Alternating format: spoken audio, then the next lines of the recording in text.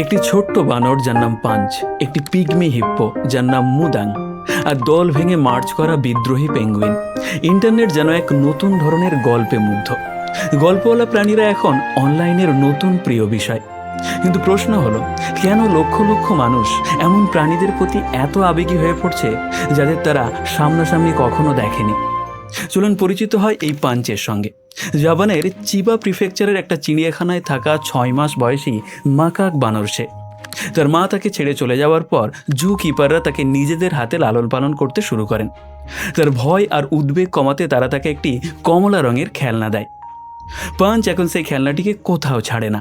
সে সেটিকে বুকে জড়িয়ে রাখে, সঙ্গে নিয়ে হাঁটে, এমনকি ঘুমায়ও। আর ইন্টারনেট যেন তাকে দেখে তৃপ্ত হতে পারছে না। পাঞ্চের খেলনাটিকে জড়িয়ে ধরার ভিডিও মিলিয়ন মিলিয়ন মানুষ দেখছে, আর সবাই একটাই বার্তা দিচ্ছে, হাল ছেড়ো না পাঞ্চ। আর সে একা নয়। থাইল্যান্ডের মুদাং নামের একটা ছোট্ট হিপ্পো, যার দুলে দুলে হাঁটা, দুষ্টুমি ভরা কামড়ের জন্য বিশ্বজুড়ে জনপ্রিয় হয়ে উঠেছে।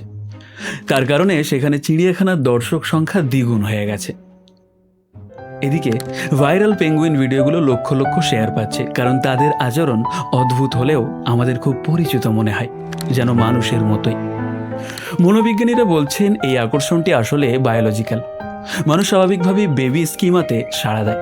বড় বড় চোখ, গোলমুখ, অদ্ভুত হাঁটা, এই বৈশিষ্ট্যগুলো আমাদের ভেতরের যত্ন নেওয়ার প্রবৃত্তিকে জাগিয়ে তোলে এবং মস্তিষ্কে সুখের অনুভূতি তৈরি করে এমন রাসায়নিক নিঃসরণ করে।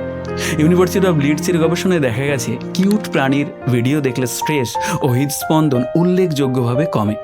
আর হিরোশিমা ইউনিভার্সিটির আরেক গবেষণায় পাওয়া গেছে, এগুলো মনোসংযোগ বাড়াতে এবং কাজের দক্ষতা উন্নত করতেও সাহায্য করে। এই বিশৃঙ্খল পৃথিবীতে, যেখানে প্রতিদিন খবর মানেই অস্থিরতা, সেখানে ভাইরাল প্রাণীরা আমাদের দেয় এক বিরল উপহার, তাৎক্ষণিক আনন্দ। কোনো রাজনীতি নয়, কোনো বিভাজন নয়, শুধু নির্মল সরল এক টুকরো সুখ। কখনো কখনো ইন্টারনেট শুধু এমন কিছু চাই যাকে সবাই ঘিরে একসঙ্গে হাসতে পারে।